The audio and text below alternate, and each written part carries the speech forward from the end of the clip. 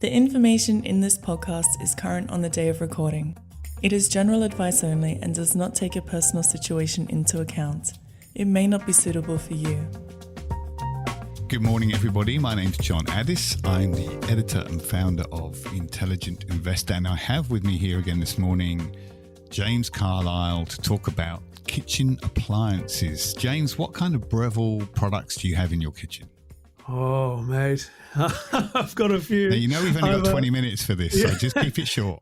Yeah, well, my favourite at the moment is the Fast Slow Go, which is the pressure cooker combined with a slow cooker, which is it's a great thing. It makes my porridge overnight, and it makes all my rice and my quinoa. Occasionally make a curry in it. So very versatile, and actually it's a good place to start with that, really, because I think is a perfect example of where technology is going here and what technology is enabling. Because, you know, even just 10 years ago, that would have had to have been at least two different appliances, and they wouldn't have done nearly as good a job, and they wouldn't have been nearly as nice to use.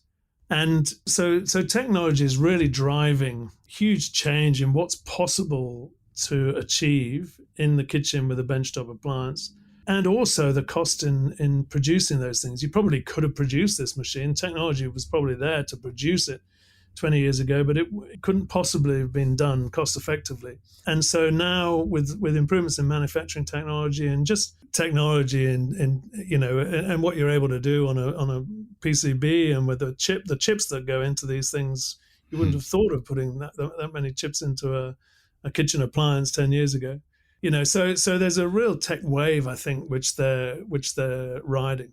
It seems strange, I think, when we were talking about this list of 10 top growth businesses, some members might be surprised that what looks like a very intensive manufacturing business will get on this kind of list. What is different about Breville that allows us to call it one of Australia's best growth businesses? What are the core things it does differently? Well, the first thing is that it's not a manufacturing business. So the manufacturing it's a manufacturing business in just the same way that Apple is a manufacturing business. Good parallel. You know, so, well, it's a little bit flattering to Breville, to be true. Similar concept, though. It's true. Yeah, it's a design and marketing company, and that's what it does. And the chief executive has been quite clear about this idea, which he says that successful consumer product companies around the world spend, he reckons, 12% of sales on a combination of marketing and design and development. And the actual components of that, something like a Dyson might spend most of that on the design and development, not so much on marketing. Something like a Tefal might spend more at the marketing end and less on the design, but that's the kind of balance. And so that's the important thing to remember, is that these are design and marketing businesses. Those are the two things they do. They make great products and they sell them. And that's not a million miles away from what Apple does either. Apple's probably the top of the tree, and Apple's riding that wave of what's possible to achieve with a laptop, or what's possible to achieve with a handheld phone. And Breville, in a small little way of its own, is riding, I think, also the technological wave on what's possible to achieve with, you know, an air fryer or a pressure cooker on your benchtop. Yeah, it does seem that they're quite innovative in a way that many companies aren't. They're coming up with devices that you just wouldn't really imagine. And I think you wrote this in one of your past reviews, James, you were talking about their coffee machines, which for the price I think are exceptionally good value for money. Their grinders are just fantastic, and they're a third or a quarter of the price of what you might pay for a good Italian grinder of an equivalent nature. But they're doing some interesting stuff as well. So they have a platform where if you've bought a Breville coffee machine, you can go on to beans.com and order your beans, and they've aggregated all of the fresh bean roasters in individual countries, and they click the ticket on that. So there's a kind of innovation there that you wouldn't really expect from a company that looks as though it manufactures devices, but actually doesn't. It's quite that's right. innovative, isn't it? That's right, and that's what they're talking about a lot at the moment. Are these what they describe as platforms? So they have a platform for selling coffee beans. They have a platform also for teaching you how to make a good coffee, and those sorts of things. A platform for people to share recipes, but it's also a platform for selling stuff. And in researching this company, and to be truthful, as a customer, I get a lot of emails from them there, and I would switch them off, but I'm interested in the company as an investment as much as anything, so I keep them going.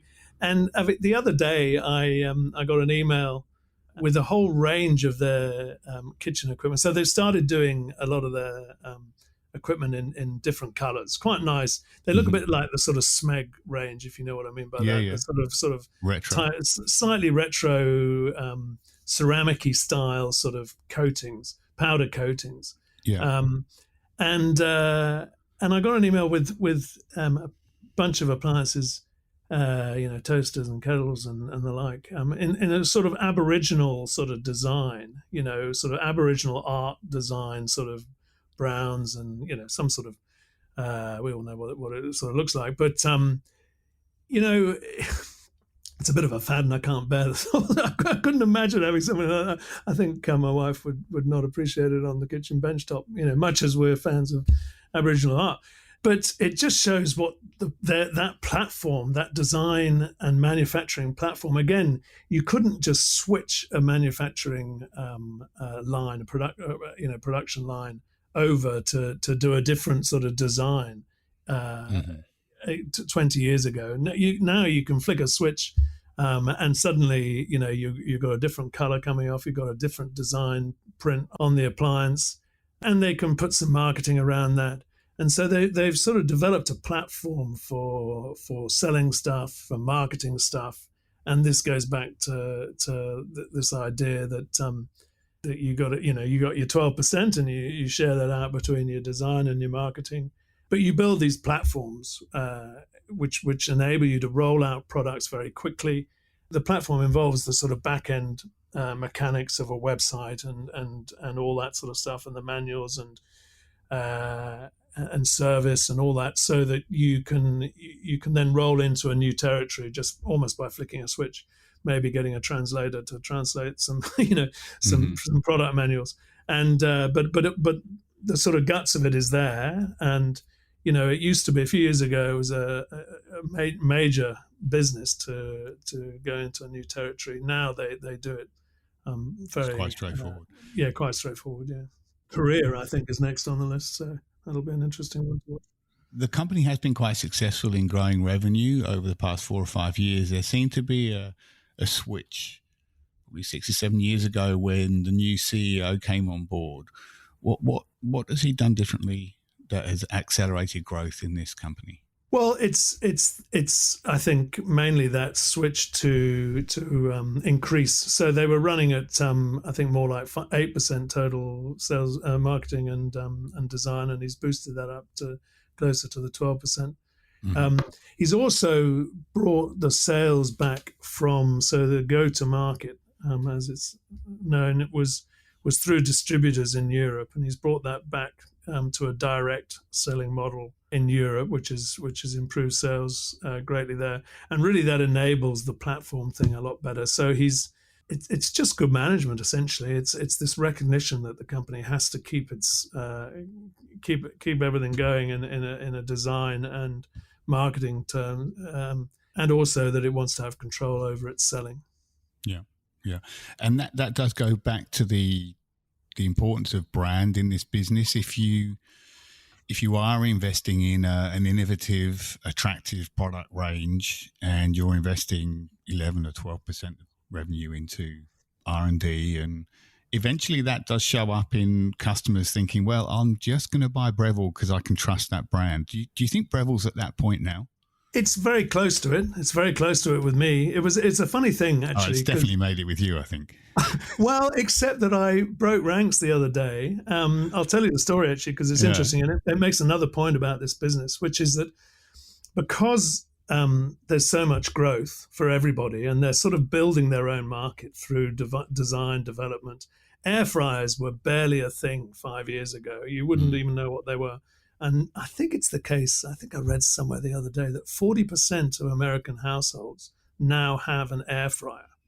It's to go from nothing to that in a few years. It's been helped by COVID as well. People like to make their chips at home, but the air fryer it makes a fabulous roast chicken.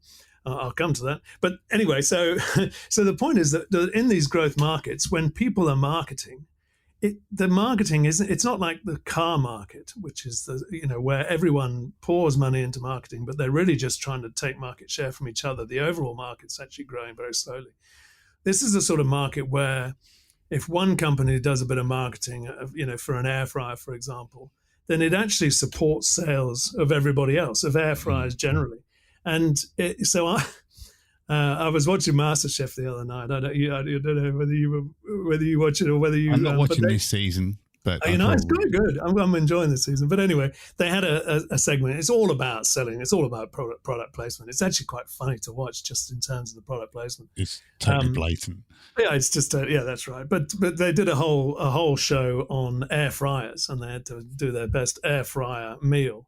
And the air fryer they were using was actually a Tefal air fryer. And I've been thinking, because our oven's been getting a bit overpacked. We had a bad experience with the roast chicken the other day because we had too much in the oven and it didn't cook evenly. So we were thinking in terms of getting some kind of something on the benchtop to just sort of as a bit of added oven capacity.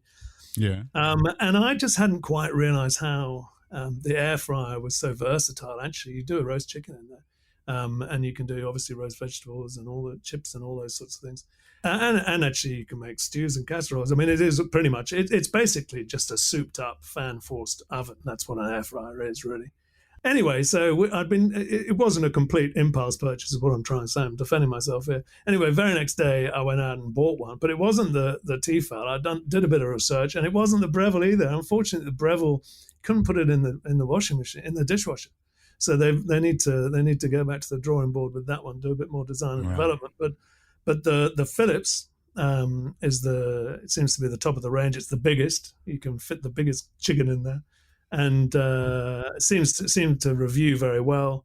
Everything went in the dishwasher, and so Philips bought myself the Philips air fryer. But it's just an example of how the marketing. Everyone's this is such it's a growth market that they're in, because technology is enabling it, and everybody's marketing dollars go to supporting their own brands, but they also develop the market for everybody else. There's a big educational component to the product research. If everybody comes out with the same kind of new product, then that pushes the whole product along as a category. Yeah, that's right. Yeah. Do you think there's a limit on the number of devices we can actually have in our kitchens? I mean, I don't know where I'd store all this stuff if I had an air fryer. Where would I put it? Well, that's true, and Going that's out why. to the garage. You need to have a special cover for it all. I mean, that is a point. I was actually thinking about that this morning when I was just sort of trying to think about what I was going to say, and that's right. I was 20 years ago, I thought I was going to say you might only have 2 or 3 things: a kettle and a toaster and a blender. Yeah. And how many are you going to have in 20 years' time? It's hard to imagine you'd have more than half a dozen or 7 or 8. Because where are you going to put them all? But I suppose that's the advantage in the fast, slow go, this thing, which is a pressure cooker. And it's a rice cooker and a pressure cooker and a slow cooker. Yeah. And also Breville make this they make a smart oven. They call it the Joule smart oven, which is an air fryer as well as an oven, as well as a grill. It's bloody huge though, but so you need a lot of benchtop. So the technology can work in a bunch of ways. I suppose everybody will just have their favorites, but I mean, the last pressure cooker I bought, which was pretty similar to the one I just bought last year. The reason I bought the one last year is because it has a stainless steel thing. You can put it in the dishwasher again. And, my previous pressure cooker was only 3 or 4 years ago. And so, I mean, it's a bit like mobile phones, isn't it? I remember someone saying, at the end of the 90s, some broker predicting that people would upgrade their phone every 2 years. And we were all laughing in the office. It seemed ridiculous. But I think that when technology is moving along, so you get so many things on your benchtop, but the frequency of purchasing, and that creates demand as well. Yeah, that's right. So we upgraded this stock at around $25 in mid-April. It's now down below 18. I think you said it's about 17.50. Yeah, it's so being it's fallen a fair way since we yeah. upgraded it. You must be getting quite excited about this now. I am, yeah, and a little bit nervous. It's funny when the market's sort of telling you these things. The market's very concerned about the US consumer, I think. Yeah. Retailers have been having a pretty hard time over there.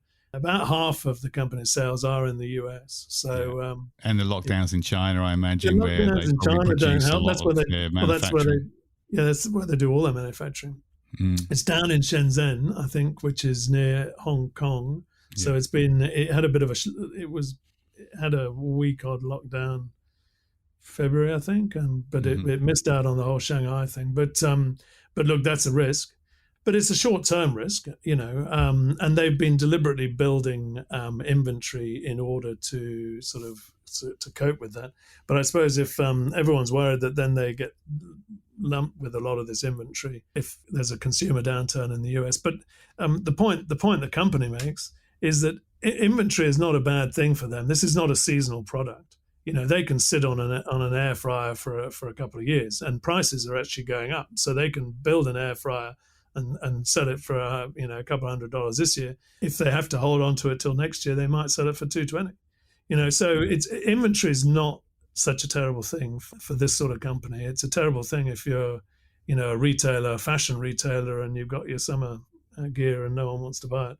But not such a problem for Breville. So I think that the market's got some short-term concerns, which have definitely increased since we upgraded it. But we like to take the longer-term view of things, and I think this is a company that's in a very good position to grow. So you're recommending that members buy in parcels because of those things. You'd expect that these concerns around manufacturing in China and stuff being stuck on container ships outside Los Angeles, and the concerns over US consumers, particularly worried about inflation and rates going up. These are short-term issues that you'd expect to come out in the wash over the years. If you're buying this for a long term, then it looks like a good opportunity right now. But you suggest buying in parcels, which was good advice back in April, averaging down. I always advise buying things in parcels. But that's, it makes sense because, if nothing changes, then a stock that was a good buy at $25 is a better buy at $20. So you'd want to have a little bit more in it. So, when we upgrade something, that's the point at which we think, there's now a comfortable margin of safety. We think there's attractive value. It's something that's worth holding, that's worth putting in your portfolio. But that doesn't, if it gets cheaper from there without things changing significantly, and I don't think they've changed greatly since we upgraded it. People's fears about the next year or two have changed, but I don't think that changes the overall picture particularly. But at below $20, I do think it's a better opportunity. I own the stock myself, so I'm a good example. I bought some at $25 and I've topped it up at about 21. And geez, if I could find some more money, I might top it up again. But I'm not meaning sell some of those kitchen appliances, James. Yeah, maybe get on eBay. But I'm not meaning to sound too bullish about it. But the point is that averaging down has slightly poor connotations. But it sounds like you're obsessed with your purchase price, if you see what I mean. But the point is that all else equal, something's a better opportunity if the price is cheaper. So it makes sense to have a little more in it if you're comfortable, subject to the maximum weighting. So if we upgrade something, it's got a maximum, I think it's 4% for Breville, which is probably a bit high. I just would make the opposite case, which is if you're not averaging down and you find yourself missing out on opportunities because effectively you're saying, well, I think this is going to get cheaper, I'm going to wait, and often it doesn't, and you miss out. So there is an opportunity cost in not averaging down if you're going to do it the other way. If you think something's good value, then you don't want to wait for a cheaper price. But then again, if the cheaper price eventuates, then it's a better opportunity. So you'd want a little bit more. So buying in parcels is is the right way, subject to broking costs as well. I mean, if you don't want to be buying parcels that are too small that it becomes uneconomic. So it's all is that. Okay, James, I think we'll leave it there. It's great to have a stock that is one of Australia's 10 best growth businesses, but is currently on the buyer list and also much cheaper than when we first recommended it a few months ago. So thank you very much for the insights into that business, and we hope members enjoyed it. Cheers.